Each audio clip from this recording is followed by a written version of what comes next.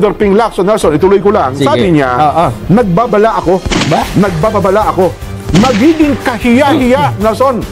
Magiging kahiya-hiya ang Senado kapag ibinasura nito ang impeachment case ni BP Inday Sara Duterte nang hindi man lamang ito nililitis. So lilitisin. Ang tanong nga nila doon, paano kayo makapaglilitis? Na hindi pa nga kayo pinapayagan, nagkukonvene para gawin kayong impeachment court. Yun muna yung pagtatalunan. Oo. Kasi yun ang kanyang ipinupunto, Nelson eh.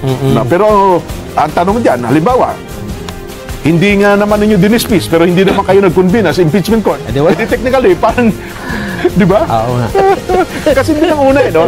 Sabi nga ni Senador, ngayon talaga po, pwede na. Senador Dante Marcoleta, magtalo tayo, tingnan natin. Yun nga. Itong sinasabi ni Senador Lacson ay medyo, anong tawag nila doon, Jen? Nauna yung karwahe kesa sa kabayo. Ayun. Kasi may una muna eh, di ba? Pagtatalunan nyo muna yan, kung pwede ba kayo mag-convene. Di ba? Oo. Di ba? Oo nga, no? Meron hong mga nakapanayam sa usapin ukol dito, Nelson. Ba? Ukol po sa impeachment. At alam mo ba, isa sa mga nakuna ng pahayag ay ang nagbabalik senador, Senador Pampilo Ping Lacson. Ba? Yes. Anong sabi ni Ping? Nako, ang ganda ng kanyang sinabi. Makinig kayong mabuti. Sa mga kapwa niya, senador, kayo po na 24. Sabi niya, makinig kayo sa akin. Ba? Please, lend me your ears. Sabi niya, tinanong siya, ano ang tingin po ninyo ukol dito sa usapin ng impeachment? Sabi niya, sa akin, hindi po pwedeng mag-move to dismiss kasi, Judge, saan ka nakakita ng huwes? Siya pa ang mismong mag-move to dismiss. Kami magdi-decide. So, ang motion to dismiss dapat manggaling daw po sa defense. Kung sino man ang siguro sa panig ng depensa, may mag-motion. Maliwanag daw po sa doon. Hindi pwedeng mag-submit ng motion to dismiss ang mga senator judge kasi huwes kami. Kami po ang mga judges. Di lang sa mali, kundi napaka-improper at inappropriate kasi magiging katawa-tawa. Ayan po. Yan ang mga... Yan ang pananaw niya. Pananaw. Na mangyayari. Yes. May mag-motion to dismiss. Mula doon dapat sa depensa. Pero nakalimutan niya, Jen, na bago sila mag-motion to dismiss, may mag-motion naman to convene muna. Yes. Diba? Kasi hindi naman sila impeachment court eh. Oo. Pag upo nila doon, hindi naman sila court captain. Nawala na yung kapangyarihan nila. Oo. Napaso na yun eh. So magko-convene sila as impeachment court. Yes. Diyan maglalabanan. Kailangan ba tayong mag-convene as impeachment court? Yun. Wala yung motion to dismiss doon. Diba? Wala pang mag-motion. Siyempre, ang pag-uusapan nyo na muna natin, teka lang, sabi niya, mag-convene na tayo as impeachment court. Matatanong, bakit? Bakit tayo mag-convene siya? Kasi galing sa 19th Congress eh. Parang ganun na mangyayari. Pagtatanong, bakit? Continuing body ba tayo? Diba? Continuing body tayo sa ibang bagay, pero sa mga issue, at saka yung 11 prosecutor, Nelson, magkakaroon din ng eleksyon ng Kamara kung papayag ba sila. So, sino-sino yung 11 prosecutor? So ito sinasabi ni Senator Lacson ay medyo, anong tawag nila doon, Jen? Nauna yung karwahe kesa sa kabayo. Ayun. Kasi may una muna eh, di ba? Pagtatalunan nyo muna yan, kung pwede ba kayo mag-convene. Di ba? Kasi as impeachment court. Kasi siyempre, may we will convene as impeachment court. Wala magsasabing motion to dismiss, hindi. Wala. Magpe-question, pwede ba tayo mag-convene o hindi? Diba? As impeachment court? Buhay pa ba ang impeachment case? Yung carry-over provision.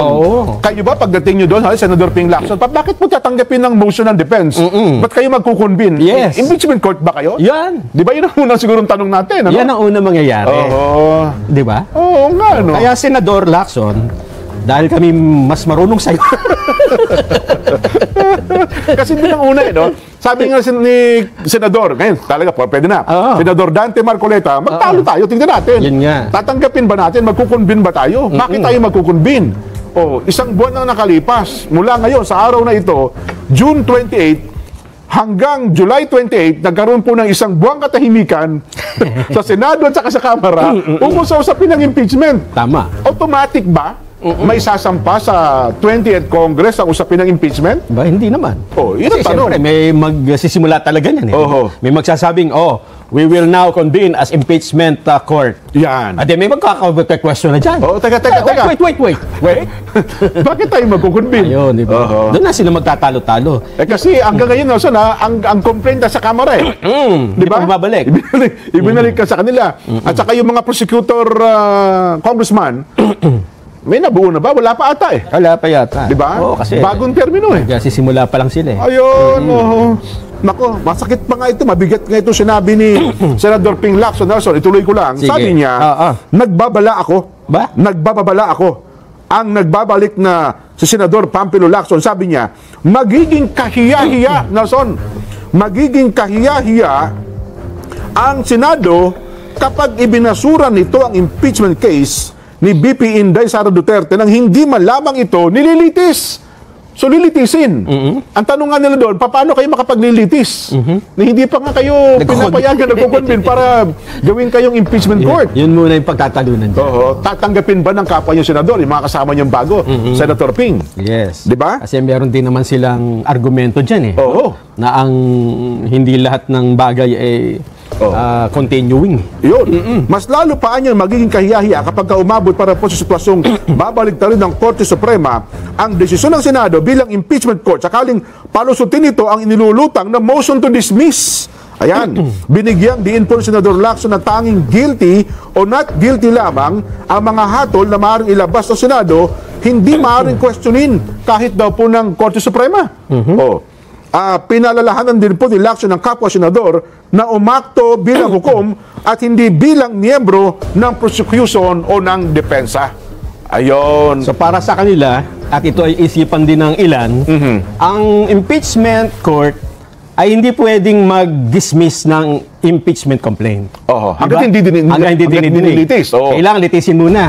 Diyan sila mali, Jen. Bakit? Bibigyan ko ng sample. Sige. Halimbawa, may filed na impeachment complaint kay BP Sara. Tapos, tinrial. Na-dismiss ka agad. May nag-file uli ng impeachment complaint. Wala pa isang taon. Final sa Senado. Kailangan ba nila i-trial yon? Hindi. Wala pa isang taon. Ano gagawin ng impeachment court? I-dismiss nila yun. Hindi dismiss, di ba? So, ibig sabihin, ang impeachment court, may kapangyarihan mag-dismiss kung hindi uubra yung pinapay, di ba? Sabi din siguro sa Kongreso, kayo naman, di ba kayo nag-aaral? Wala pa isang taon eh. Gitil kayo. Yun ang sinasabi natin, di ba? Nako, ayaw maniwala sa atin eh.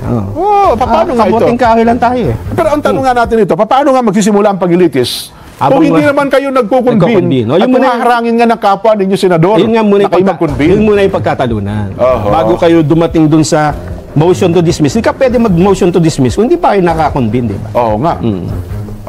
Yun ang ngayon ang mangyayari. Kaya, well, ang ating magiging Vox Populi, Nelson, ay may kinalaman sa bagay na yun. Ay, ano ba? Okay ba tayo dito? Okay na ito? Teka lang, hindi pa pala. Wala pa palang... Wala pa. Stand by all units. Stand by all units. Pag-aaralan pa natin yung mga bagay na yan, ha? Kasi yun ang kanyang ipinupunto, Nelson, eh.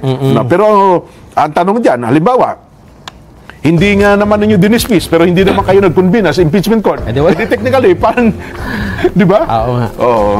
Magiging mainit na usapin pa po yung bagay na yan. Ayan.